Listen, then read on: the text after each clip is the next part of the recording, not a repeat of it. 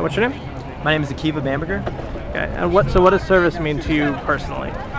Service means a commitment to something more than yourself. It means a commitment to your community, to your nation, and it means helping other people because helping other people is right, and doing what's right just because it's right. Personally, I've done community service and it's helped me a lot, as much as it's helped the people that I've worked with. So that's what service means to me.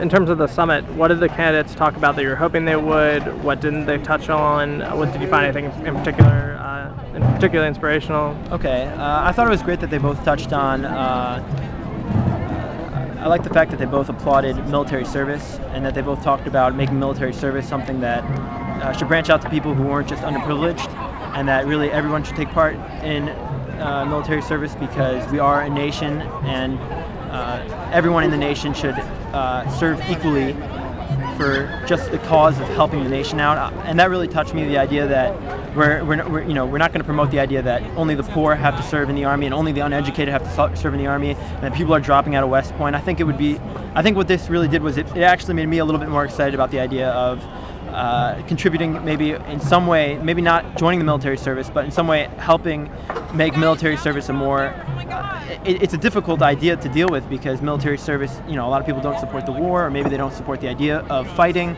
but the people who are fighting, they need to be supported, and I think what these candidates touched on was that idea that we do have citizens who should be supported in military service. So that was one thing that I thought they touched on that I really liked. I also liked what Obama touched on, which was using government action or government support to help make service easier for students, or to make it more available for students, or to make it more possible for people to take part in service where they weren't able to take part previously because of some sort of conflict of interest.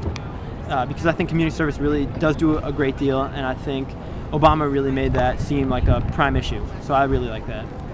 Now, beyond coming together and talking about issues of service like they did tonight, what can the candidates do on a day-by-day basis with their actions to inspire people to serve? From a day-to-day basis, I think what they could do is, from a day-to-day basis, they could help,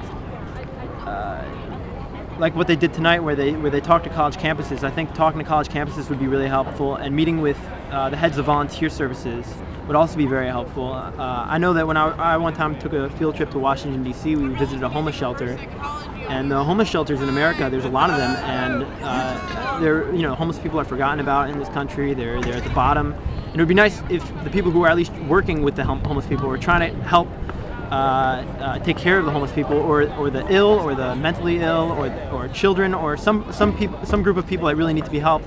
If the presidential candidates, or if the president could go and meet with these organizations and the leaders of this organization and just show support, they don't have to give money, but just come there and do something that's very